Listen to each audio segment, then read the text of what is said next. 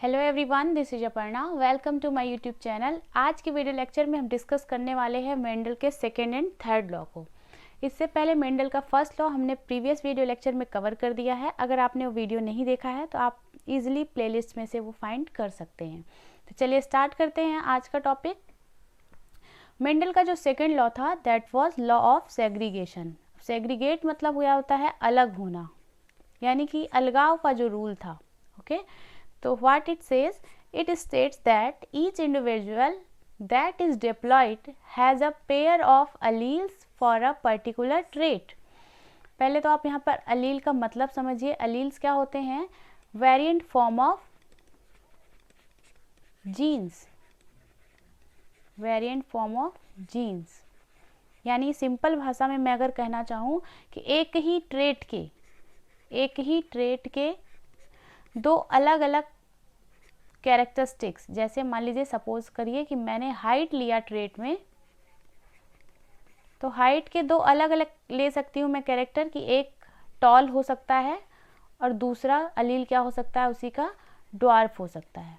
यानी दो कैरेक्टर जो इसके कॉन्ट्रास्टिंग कैरेक्टर्स होते हैं वो कहला सकते हैं अलील्स। ओके तो क्या कहता है लॉ ऑफ सेग्रीगेशन कि each individual that is diploid, diploid मतलब दो कैरेक्टर्स उसके एक साथ हों, 2n के केस में, has a pair of alleles for a particular trait. इनके पास जो एलील है वो पेयर में है किसी एक पर्टिकुलर कैरेक्टरिस्टिक्स के लिए। आप इस डायग्राम से समझिए, जैसे यहाँ पर मैंने ये जो डिप्लॉयड कैरेक्टरिस्टिक्स लिया है टी एंड टी, एक कैपिटल टी और एक स्मॉल टी। तो कैपिटल टी रिप्रेजेंट करता है टॉलनेस को प्लांट की, और स्मॉल टी रिप्रेजेंट करता है उसके ड्वार्फनेस को। तो लॉ ऑफ सेग्रीगेशन भी फर्स्ट लॉ ऑफ मेंडल का जो फर्स्ट लॉ था या मोनोहाइब्रिड क्रॉस को ही ये भी फॉलो करता है। जैसा कि आपने मोनोहाइब्रिड क्रॉस में पढ़ा था कि जब इनका पेरेंटल क्रॉस कराया जाता है टॉल ट्री और ड्वार्फ ट्री का, तो जो इसकी F1 जनरेशन होती है, F1 जनरेशन में दोनों कैरेक्टर्स आते तो साथ साथ हैं, सेग्रीगेट होकर के यहाँ से आपका कैपिटल टी भी आएगा और सेग्रीगेट होकर के यहाँ से स्मॉल टी भी आएंगे, बट यहाँ पर कोई एक ही कैरेक्टरिस्टिक्स दिखाई देगा। तो लॉ सेग्रीगेशन क्या कहता है कि जो पेयर में ट्रेट होते हैं, जैसे यहाँ पर पेयर में ट्रेट है आपका टी एंड टी, ये सेग्रीगेट होते हैं, अलग होते हैं, फिर उसके बाद ये जनरेशन्स में ट्रांसफ़र होते हैं। तो that is law of segregation. एक बार मैं समरी बता देती हूँ।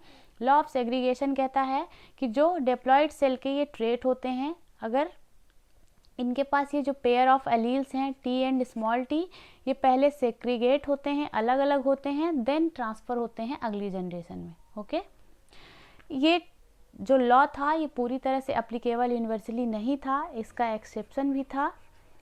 एक्सेप्शन जीन लिंकेज, तो अभी इसको आपको बहुत डिटेल में पढ़ने की ज़रूरत नहीं है इसका एक्सेप्शन, बस आप ध्यान रखिए कि इसका जीन लिंकेज एक्सेप्शन था। नेक्स्ट लॉ है law of independent assortment. Law of independent assortment was based on dihybrid cross. अभी जो आपने दो लॉ पढ़े थे वो मोनोहाइब्रिड क्रॉस पे बेस्ड थे। This law was based on dihybrid cross. It says the alleles of two different genes get sorted into gametes independently of one another। पहले तो आप ये जानिए कि डाई हाइब्रिड क्रॉस में हम टू कैरेक्टरिस्टिक्स एक साथ लेकर के स्टडी करते हैं। टू कैरेक्टरिस्टिक्स, जैसे आपने वहाँ पर मोनोहाइब्रिड में सिर्फ हाइट को लिया था, तो या तो प्लांट टॉल हो सकता है या फिर ड्वार्फ हो सकता है। तो यहाँ पर दो कैरेक्टरिस्टिक्स साथ में लिए जाएंगे। जैसे अगर मैं सपोज करूँ सीड के कैरेक्टरिस्टिक्स को लूँ, तो सीड का जो शेप है वो राउंड हो सकता है और कलर येलो हो सकता है। तो यहाँ पर मैंने दो कैरेक्टरिस्टिक्स एक साथ लिए हैं, राउंड एंड येलो। ठीक है, तो ये कहलाएगा आपका डाई हाइब्रिड क्रॉस, जिसमें दो कैरेक्टरिस्टिक्स को एक साथ लेकर के और क्रॉस कराया जाए, फिर उसकी स्टडी की जाए। Round and yellow. फिर ये कहता है the alleles of two different genes get sorted into gametes independently of one another. अब इसको हम आगे डायग्राम की हेल्प से समझेंगे तो बात ज़्यादा क्लियर होगी। ये कहता है कि जैसे यहाँ पर हमने कैरेक्टरिस्टिक्स लिए राउंड एंड येलो और ये wrinkled and green. Round and yellow को हमने रिप्रेजेंट किया कैपिटल आर और कैपिटल वाई से, और रिंकल्ड एंड ग्रीन को हमने रिप्रेजेंट किया स्मॉल आर स्मॉल वाई से। ओके, तो ये कहता है कि ये सॉर्टेड होते हैं, इसका स्टेटमेंट देखिए, two different genes get sorted into gametes independently of one another. यहाँ से देखिए ये कैरेक्टरिस्टिक्स यहाँ से राउंड एंड येलो का ट्रांसफ़र होगा और यहाँ से रिंकल्ड एंड ग्रीन का, और ये यहाँ पर F1 जनरेशन में दिखाई देंगे, जो ये कहलाएंगे राउंड एंड येलो। तो इसको अभी डिस्कस करते हैं। नेक्स्ट पॉइंट है, when a dihybrid forms gamete, assortment of alleles of different trait is independent of their original combination in parents. जब ये डाई हाइब्रिड क्रॉस होगा तो जो एलील्स बनेंगे वो पेरेंटल एलील्स के साथ साथ कुछ नए टाइप के भी गैमीट का फॉर्मेशन करेंगे। तो चलिए इसको समझते हैं हम डायग्राम की हेल्प से। तो फर्स्ट ऑफ ऑल हम डाई हाइब्रिड की डेफिनेशन बता देते हैं। A cross between two pure parents dealing with a double character. यहाँ पर हमने दो कैरेक्टर्स प्लांट के लिए हैं, एक तो उसके सीड्स कैसे हो, राउंड हो, और दूसरे उसके सीड का कलर कैसा हो, येलो, और या फिर वो रिंकल्ड एंड ग्रीन हो सकते हैं। अब देखिए राउंड, इसमें जब क्रॉस कराया गया तो क्रॉस कराने के दौरान देखा गया कि जो इसके गैमीट्स हैं, यहाँ से गैमीट ट्रांसफ़र हुए, तो इसको मैं यहाँ पर अलग से रिप्रेजेंट करती हूँ क्योंकि डायग्राम में थोड़ा शॉर्ट में दिया है, इसको मैं ओपन करके लिख देती हूँ। ये राउंड और येलो, हर कैरेक्टर को हम डबल टाइम्स ले रहे हैं। जैसे आप मानते हैं क्रोमोसोम्स क्या होते हैं, पेयर्स में होते हैं, तो इसको हमने राउंड को डबल टाइम्स RR से रिप्रेजेंट किया और येलो को डबल टाइम्स कैपिटल Y से। और इसको मेल मान लीजिए, सपोज करते हैं, और इसको फीमेल मानते हैं हम रिंकल्ड एंड ग्रीन को। अब ये क्या कहता है, लॉ ऑफ इंडिपेंडेंट असॉर्टमेंट, कि ये यहाँ से इंडिपेंडेंटली आते हैं आपके एक R और एक Y का कैरेक्टर, यानी कि राउंड एंड येलो, और दूसरा ये भी असॉर्ट होगा तो R एंड Y आएगा। सेम इसी तरह ओपन करके इसको भी लिख लेते हैं, एक स्मॉल r एक small y, small r small y। ठीक है, अब इन दोनों के बीच हम क्रॉस कराते हैं। तो यहाँ मैं पेन का कलर चेंज कर लेती हूँ। आपको एक पर फोकस करना है, इसको आप पकड़िए और इन दोनों के साथ इसको मल्टीप्लाई करिए, फिर इसको पकड़िए और इन दोनों के साथ। तो पहले मैं इसको कंप्लीट कर लेती हूँ। ये क्रॉस हुआ इसके साथ, तो ये क्या बना, अब दो कैरेक्टर जो है राउंड का उसको साथ में लिखेंगे और येलो का एक साथ। तो R के बाद हम लिखेंगे ये वाला R, तो ये कैपिटल R स्मॉल r, फिर capital Y small y second, फिर इसी का ही क्रॉस आपको करवाना है इसके साथ।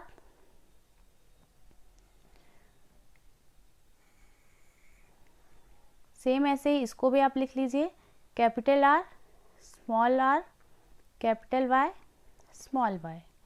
अब ये कंप्लीट हो गया। अब इसको आप फोकस कीजिए, इसका क्रॉस इन दोनों के साथ करवाना है। तो पहले आप इसको इससे मैच कर दीजिए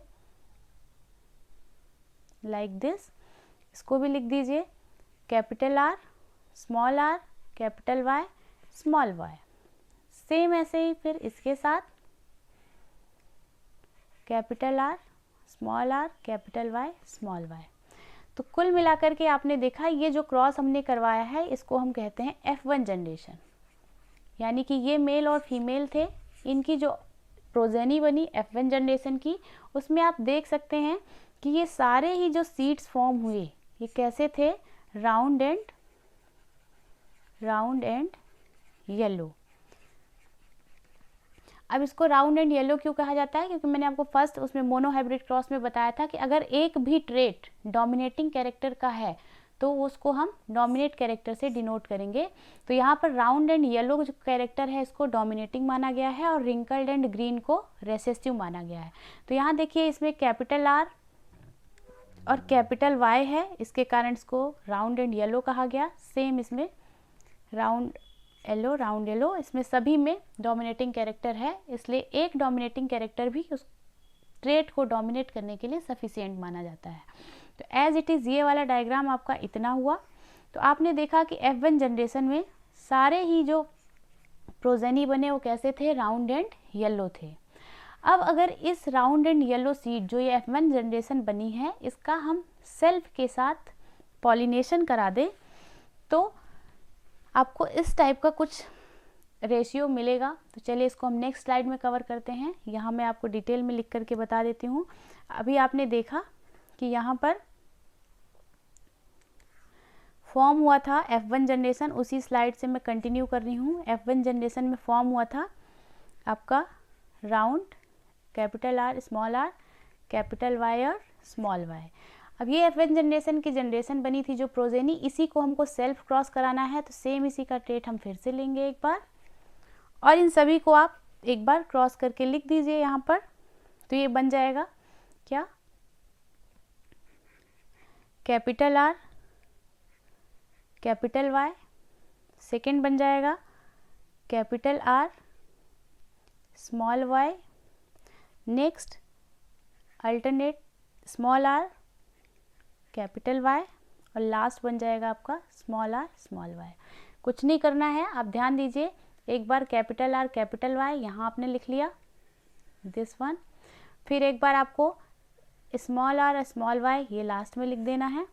फिर ये जो बच गए इनको आप एक्सचेंज कर दीजिए, कैपिटल R के साथ स्मॉल y और स्मॉल r के साथ कैपिटल Y। ठीक है, तो एक कॉम्बिनेशन ये बन जाएगा, ये मैं कलर से बता देती हूँ। कैपिटल R और स्मॉल y ये कॉम्बिनेशन, और एक कॉम्बिनेशन इसके अंदर अंदर का स्मॉल r कैपिटल Y। बस ये प्रोजेनी बन गए। सेम ऐसे इसका भी बनेगा क्योंकि सेम ही है F1 जनरेशन, तो यहाँ भी ये फॉर्म करेगा capital R small capital Y, next capital R small y small r capital Y small r small y। ठीक है, तो ये प्रोजेनी बन गए इनके दिस वन। अब इन दोनों को आपस में क्रॉस करवाना है। क्रॉस करवाने के लिए आप एक बोर्ड ऐसे तैयार कर सकते हैं। एक तरफ इसी को आप हॉरिजॉन्टल लिखिए और एक तरफ आप इसी को वर्टिकल लिखिए। Capital R capital Y R Y small r, ये सेम एज इट इज़ मैं यहाँ पर लिख रही हूँ। तो एक बार आपको हॉरिजॉन्टल लेना है और एक बार इसी चीज़ को आपको वर्टिकली लिखना है, क्योंकि दो बार ये क्रॉस करा रहे हैं ना। यहाँ पे आप क्रॉस का साइन लिखेंगे, इसी को आप बोलते हैं सेल्फिंग, सेल्फिंग या फिर पॉलिनेशन, सेल्फ पॉलिनेशन। तो यहाँ लिख दीजिए इसको आप pollination, self pollination.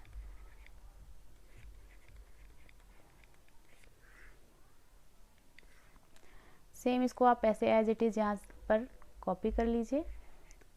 Capital R small y small r capital Y this one. ठीक है, अब देखिए आपको करना क्या है। यहाँ से आप एक को पकड़िए, मैं नंबरिंग कर देती हूँ आपके समझने के लिए। नंबरिंग करना यहाँ बिल्कुल भी ज़रूरी नहीं है। अब इसके बाद आपको क्या करना है, यहाँ पर आप एक ऐसे बॉक्सेस बना लीजिए तो मिसमैच नहीं होगा।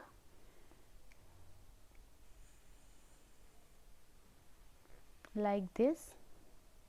आई नो ये बहुत रिप्रेजेंटेबल नहीं है, बट आपको कॉन्सेप्ट क्लियर होगा, ये बात एकदम क्लियर है।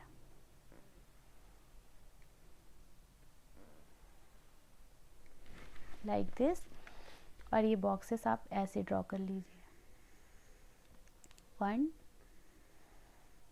2 3। ठीक है, अब आपको करना क्या है, यहाँ पर सिर्फ आपको जैसे आपने फर्स्ट को चूज़ किया, इसको पकड़ के यहाँ सबसे आप क्रॉस मल्टीप्लाई करिए। जैसे एक बार इसके साथ, फिर एक बार इसके साथ, फिर एक बार इसके साथ और एक बार इसके साथ। जो आपने इसके साथ मल्टीप्लाई किया यहाँ पर लिख दीजिए। यहाँ पर आएगा क्या, कैपिटल R इसमें भी है, कैपिटल R इसमें भी, तो यहाँ capital R capital R capital Y capital Y। फिर इसके साथ इसी को आप कंटिन्यू करेंगे जब तक ये चारों बॉक्स भर नहीं जाएंगे। फिर इसके साथ आप इंटू करके लिखेंगे इसको, तो कैपिटल R कैपिटल R, एक Y कैपिटल है और दूसरा Y स्मॉल है, ये बन गया। फिर इसी को कंटिन्यू करना है, तो capital R small r capital Y capital Y। Last है capital R small r capital Y small y। अब ये कंप्लीट हो गई रो। अब इसको आप पकड़िए, इन चारों के साथ सेम ऐसे ही मल्टीप्लाई करिए। इसको लिख दीजिए आप capital R capital Y small y, फिर next R R Y Y अब मैं इसको फटाफट कर रही हूँ क्योंकि शायद आपको अब कॉन्सेप्ट क्लियर हो गया होगा। ठीक है, यहाँ पर एक कैपिटल आर है, एक स्मॉल आर है, ये स्मॉल वाई सेम ऐसे ही ये कंप्लीट। तो अब इसके साथ यही काम करना है आपको, कैपिटल आर, कैपिटल वाई, ये बन जाएगा आपका like this, small R, capital Y, small R, capital Y, like this, and the last one is R capital Y small y, R Y Y, R Y capital Y, small R. कोशिश करिए कि जो dominating character है उसको पहले लिखना है। ठीक है, तो इस तरह से इसका ये बॉक्सेस तैयार हो गए। अब इसमें से काउंटिंग करनी है। अगर मैंने कहा एक भी कैरेक्टर डोमिनेटिंग कैरेक्टर का किसी में रिफ्लेक्ट होता है तो वो डोमिनेटिंग ट्रेट का माना जाएगा। तो यही बॉक्स यहाँ पीछे बना हुआ है, तो इसको यहाँ से मैं बताती हूँ। देखिए जो अभी हमने फॉर्म किया था, तो RY ये कैसा सीड बना, राउंड एंड येलो। फिर ये RR कैपिटल Y, देखिए ये कैरेक्टर डोमिनेटिंग है, ये डोमिनेटिंग है, तो इस तरह से राउंड एंड येलो बना। फिर यहाँ पर इसको देखिए, जहाँ पर भी एक भी कैरेक्टर डोमिनेटिंग है वो आपका माना जाएगा उस ट्रेट का डोमिनेटिंग फैक्टर। जैसे कैपिटल Y है तो वो येलो माना जाएगा और कैपिटल R है तो वो राउंड माना जाएगा। तो इस तरह से ये आपको बॉक्सेस मिल गए। अब इसमें हम काउंट करते हैं कि कितने सीड ऐसे हैं जो राउंड एंड येलो बने, कितने सीड ऐसे हैं जो रिंकल्ड एंड येलो बने, कितने सीड ऐसे हैं जो रिंकल्ड और ग्रीन बने। तो आप देख सकते हैं जितने भी बॉक्सेस येलो कलर से रिप्रेजेंट किए गए हैं, 1 2 3 4 5 6 7 8 9, यानी 9 बॉक्सेस बने जो राउंड एंड येलो थे। आपके ये 3 बॉक्सेस बने जो रिंकल्ड एंड येलो थे। 3 बॉक्सेस ये ऑरेंज हैं, ये बने राउंड एंड ग्रीन, क्योंकि यहाँ पर एक कैरेक्टर आर कैपिटल है और दोनों ये स्मॉल वाई हैं, तो ये ग्रीन को रिप्रेजेंट करते हैं। और लास्ट एक बॉक्स बना आपका रिंकल्ड एंड ग्रीन का। तो चलिए इसका रेशियो लिख लेते हैं। तो रेशियो क्या बना, यहाँ से आप देख सकते हैं आपका ये round and yellow, round yellow, round yellow, round yellow, round yellow, round and yellow, round and yellow, round and yellow, 4 5 6 7 8 9। तो 9 सीड्स बने round and yellow, round yellow. Okay, next फिर बारी आती है राउंड एंड रिंकल्ड की। Okay, round and ये green की आएगी। ठीक है, तो ये बन गए आपके 3।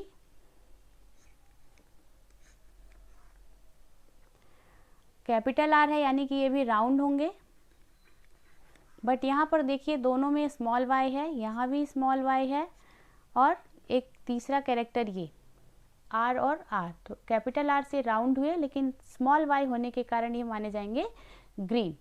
ओके, तो राउंड एंड ग्रीन बने 3।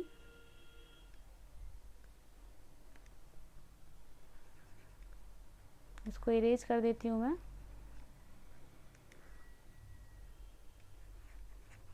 ठीक है, अब नेक्स्ट ये 3 आप देखिए, ये राउंड नहीं है क्योंकि स्मॉल आर से दोनों कैरेक्टर आए हैं इसके, तो ये क्या हो जाएंगे आपके रिंकल्ड। राउंड का कॉन्ट्रास्टिंग कैरेक्टर क्या था, रिंकल्ड। और ये कैपिटल वाई तीनों में दिख रहे हैं, यानी कि ये कैसे रहे होंगे आपके येलो, रिंकल्ड एंड येलो। और लास्ट ये है, देखिए इसमें दोनों ही स्मॉल कैरेक्टरिस्टिक्स दिख रहे हैं, यानी कि ये कैसे रहे होंगे, एक कैरेक्टर ऐसा था जो रिंकल्ड एंड ग्रीन था। ओके, तो ये इसका फिनोटाइपिक रेशियो बन गया 9:3:3:3:1। ठीक है, फिनोटाइप रेशियो वो रेशियो होता है जो आप सुपरफिशियल देखते हैं कि ओवरऑल कितने डोमिनेटिंग कैरेक्टर हुए और कितने रेसेसिव कैरेक्टर हुए। तो ओवरऑल 9 कैरेक्टर थे जो ये डोमिनेटिंग थे, इसमें सेकेंड कैरेक्टर डोमिनेटिंग था इस तरह से। बट जब आप जीनोटाइप लिखते हैं तो इसमें आप एक्चुअल लिखते हैं कि कितने से कौन से कैरेक्टर बने। जैसे ये है आपका राउंड एंड येलो, ये प्योर राउंड एंड येलो माना जाएगा, प्योर राउंड और येलो। और ये लास्ट वाला कैरेक्टर है जो ये प्योर रिंकल्ड एंड ग्रीन है, प्योर रिंकल्ड एंड ग्रीन है। ओके, अब जैसे ये 4 मैंने यहाँ पे रेशियो दिखाया है, तो ये 4 सपोज करिए, ये जिनमें मैं हाईलाइट कर रही हूँ दिस वन, ये चारों एक जैसे हैं, एक कैपिटल आर, एक स्मॉल आर, एक कैपिटल वाई, एक स्मॉल वाई। तो जिन जिन में मैं सर्कल कर रही हूँ इन 4 को काउंट करके लिखा गया है। 4 ऐसे थे जो राउंड एंड येलो थे, लेकिन उनके साथ साथ कॉन्ट्रास्टिंग कैरेक्टर भी थे उनके, ठीक है। तो इस तरह से काउंट करना है। जैसे ये हैं 2 कैपिटल आर और एक कैपिटल वाई और एक स्मॉल वाई, कितने हैं 2। तो ये सारे कैरेक्टरिस्टिक्स जिनमें आप पर्टिकुलर हर एक को काउंट करके लिखें, वो जीनोटाइपिक रेशियो होता है और फिनोटाइप होता है जो आप सुपरफिशियल लिखते हैं। तो इसमें बहुत डिटेल घुसने की ज़रूरत नहीं है, आपके 10th स्टैंडर्ड तक ये मोर देन सफिशिएंट है। तो आई होप आपको ये अच्छे से समझ आया होगा। अब चलिए पढ़ते हैं आउटकम्स क्या थे इस लॉ को पढ़ने के, रिजल्ट क्या मिले। तो हमने देखा कि out of 4 types 2 were parental combination and 2 were new. जो भी कॉम्बिनेशंस मिले उसमें 2 कॉम्बिनेशन पेरेंटल थे, क्योंकि हमने स्टार्ट तो कैपिटल आर और राउंड येलो और ये रिंकल्ड ग्रीन से स्टार्ट किया था, तो ये तो पेरेंटल थे। आप देख सकते हैं इस डायग्राम में हमने स्टार्ट ही यहाँ से किया था, तो ये पेरेंटल थे, कैपिटल आर कैपिटल वाई और ये small R small Y. But हमें 2 नए कैरेक्टरिस्टिक्स भी मिले, जिसमें आपको रिंकल्ड और येलो और आपको ये ट्रेट मिला देखने को। तो 2 कॉम्बिनेशन पेरेंटल थे और 2 नए फाइंड हुए। नेक्स्ट, द टॉल या फिर शॉर्ट ट्रेट या and the round and wrinkled seed trait are independently inherited. वहाँ से वो इंडिपेंडेंटली आए अगली जनरेशन में और फिर उनका सेल्फ पॉलिनेशन हुआ, जिसके कारण ये हमें न्यू ट्रेट मिले। So new combination in F2 generation proves the law of independent assortment. जो F2 जनरेशन में हमें 2 ये नए असॉर्टमेंट मिले, इससे प्रूव होता है कि जो जीन है, एलील है, इनका असॉर्टमेंट इंडिपेंडेंट होता है, दोनों के अपने अपने प्रभावी लक्षण दिखाई देते हैं। आई होप आपको मेंडल के 2nd एंड 3rd लॉ से इस वीडियो लेक्चर में काफ़ी हेल्प मिलेगी। और अगर आपको वीडियो पसंद आया है तो इसे लाइक करना ना भूलें। मिलते हैं नेक्स्ट वीडियो लेक्चर में, जिसमें हम पढ़ेंगे सेक्स डिटर्मिनेशन।